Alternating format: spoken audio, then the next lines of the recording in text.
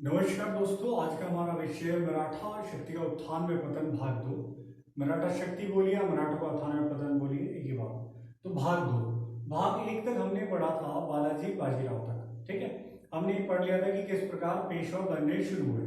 Okay, पहले पेशवा बालाजी विश्वनाथ, दूसरे Bajirao first, फिर बालाजी बाजीराव। ओके, और हमने ये भी पढ़ा था कि किस प्रकार उन्होंने मुगल जो शासन था उस पर किस प्रकार अपनी मजबूत पकड़ बना ली थी, और इतनी मजबूत पकड़ बना ली थी कि वो वहां के वजीर बनाने में, जो वास्तविक शासक था, उसमें महत्वपूर्ण भूमिका निभाने लगे।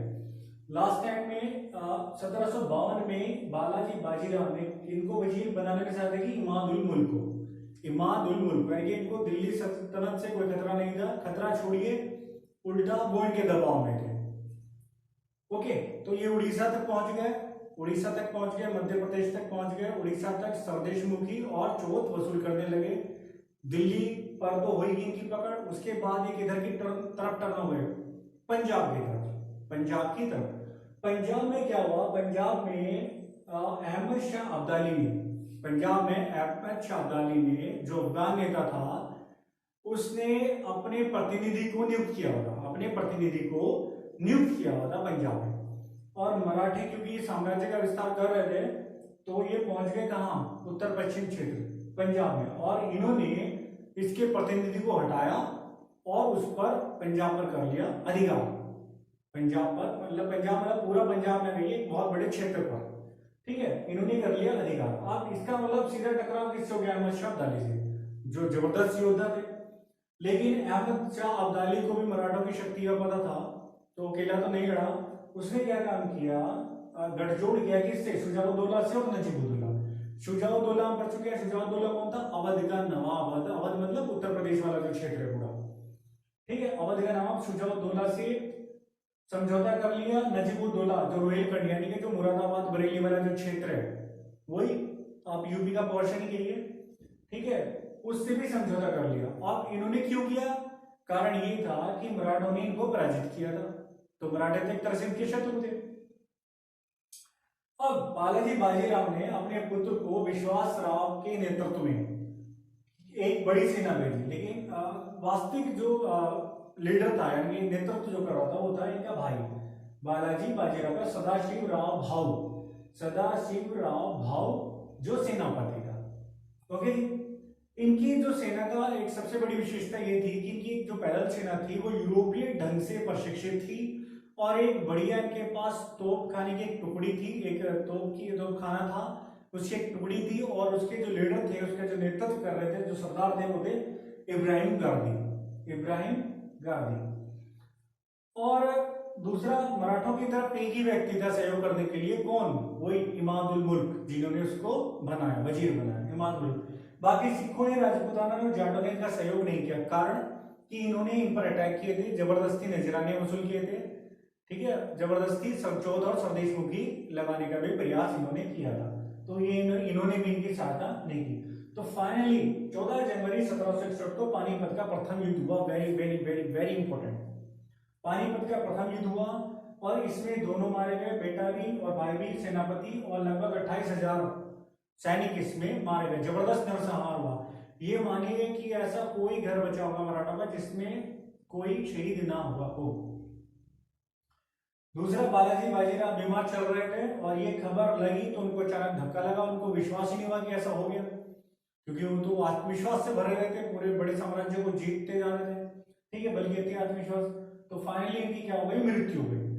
अब इन सब चीज से आपको ये पता लग गया कि पानीपत का, हमने पढ़ा है कि पानीपत का प्रथम युद्ध 1761 अहमद शाह अब्दाली और मराठा के बीच, अहमद शाह अब्दाली और मराठा। लेकिन अब ये पढ़ने के बाद हमें सारी स्थिति स्पष्ट हो गई।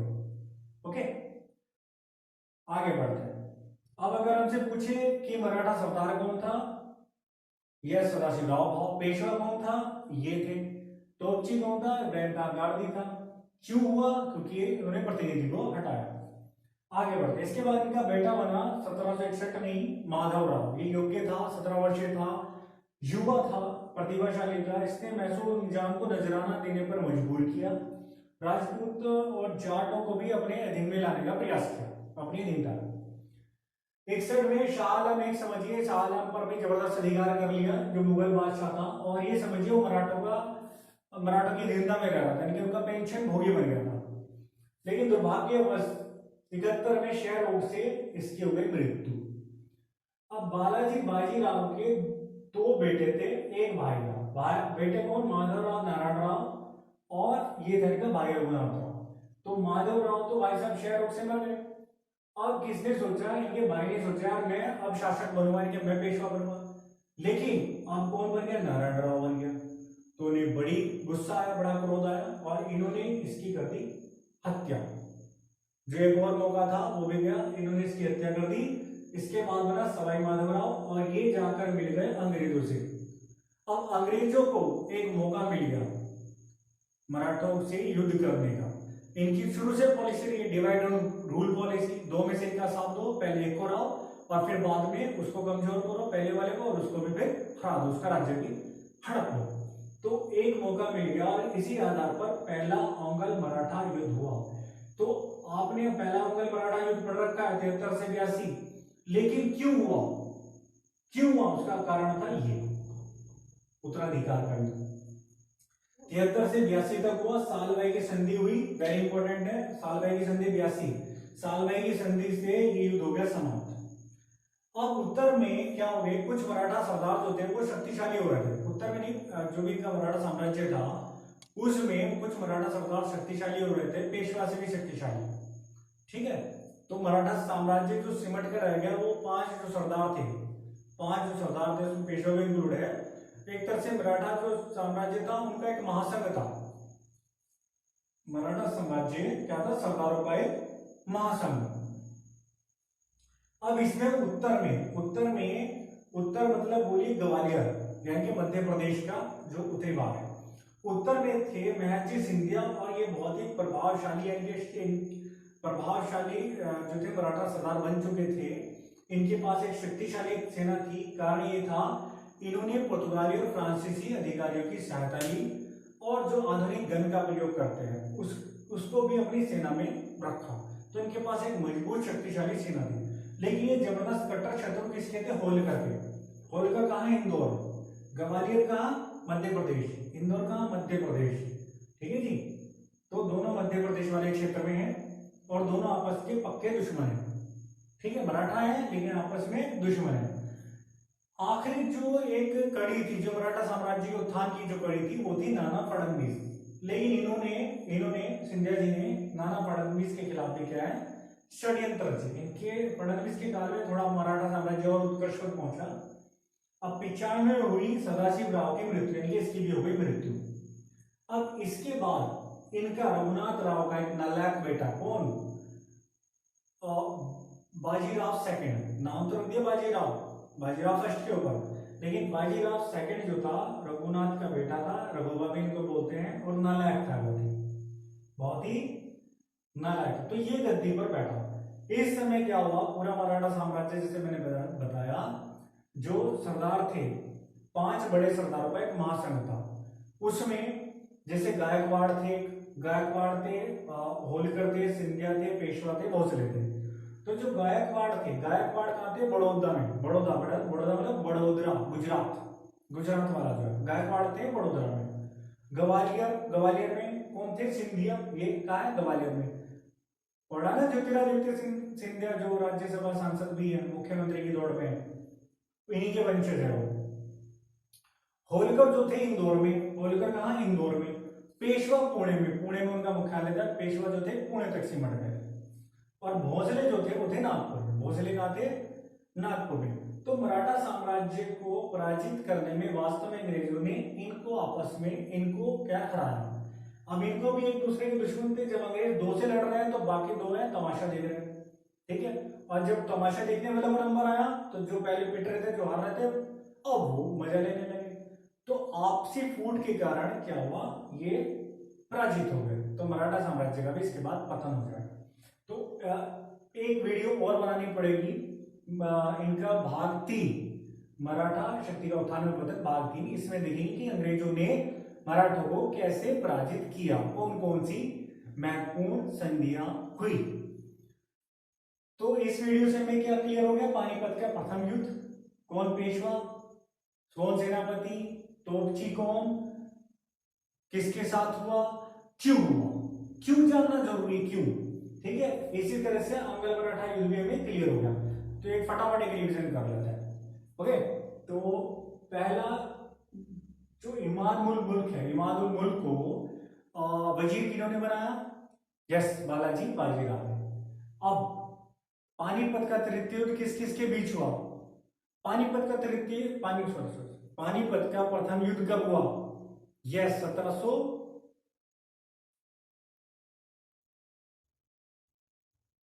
नहीं, ये पानीपत तो ये तृतीय भाई, 1526, 1556, 1761, पानीपत थर्ड है, सॉरी। ठीक है, ये है पानीपत थर्ड। पानीपत फर्स्ट तो 1526 में हुआ था ना, 1526 में बाबर और लोदियों के बीच। ठीक है, उसके बाद हुआ 56 में, उसके बाद हुआ 56 में। ठीक है, अकबर के समय, और ये हुआ तृतीय। तो पानीपत का तृतीय युद्ध कब हुआ, यस 1761। कब हुआ, यस रिप्लाई कीजिए, यस यस 1761 में। ठीक है, पेशवा कौन था उस समय, बालाजी बाजीराव। सेनापति कौन था, सदाशिवराव भाऊ, यस। और उधर कौन था, अहमद शाह अब्दाली। अहमद शाह अब्दाली कौन था, अफगान था।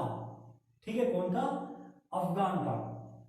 तो पानीपत का तृतीय युद्ध क्लियर हो गया, क्यों हुआ, इसके बाद क्या हुआ। अब अंगल मराठा युद्ध क्यों हुआ, रघुनाथ राव क्या बनना चाह रहा था, यानी कि जो बालाजी बाजीराव ने कहा था पेशवा बनना चाह रहा था। तो इस वजह से कौन सा युद्ध हुआ, पहला अंगल मराठा युद्ध। इसके समय गवर्नर जनरल कौन था, yes yes yes yes yes, कौन था, वॉरेन हेस्टिंग्स। कौन सी संधि हुई, सालबाई की संधि हुई। ओके, और इसमें अगर पहला ये देखें तो इस समय, ठीक है, वॉरेन हेस्टिंग्स का सालबाई की संधि हुई। अब इस समय क्या हुआ, इसके बाद कौन बना, सवाई माधवराव। कौन, सवाई माधवराव। नारायण राव के बाद रघुबा नहीं बन पाया। और इनके बाद कौन बनेगा, इनका बेटा नालायक कौन, बाजीराव सेकंड। और जो, ठीक है जी, तो ये भी किसकी तरफ रहेगा, इसके समय क्या हो जाएगा, मराठा साम्राज्य का पतन हो जाएगा। और 5 बड़े सरदारों का क्या है, एक महासंघ है। मराठा साम्राज्य एक्चुअली क्या है, किसी एक कोई एक हेड नहीं है, उसके हेड कितने हैं, 5 हेड है। और उनमें कईयों में आपस में क्या है, लड़ाई हो रही। ओके, तो मैं समझता हूं कि आपको बहुत सारी बातें स्पष्ट हो गई होंगी, क्लियर हो गई होंगी, और मैं आगे कोशिश करूंगा और अच्छे से आपको बताऊं। देखिए, हम डिस्क्रिप्टिव पढ़ रहे हैं, थोड़ा सा डिस्क्रिप्टिव पढ़ेंगे तो आप कभी भूलोगे नहीं, कोई भी फैक्ट कभी नहीं भूलोगे। ठीक है, इसलिए इसका एक भाग और बनाना पड़ेगा, भाग 3। तो इसी के साथ समापन करते हैं, नेक्स्ट वीडियो में मिलते हैं। नमस्कार, जय हिंद, जय भारत।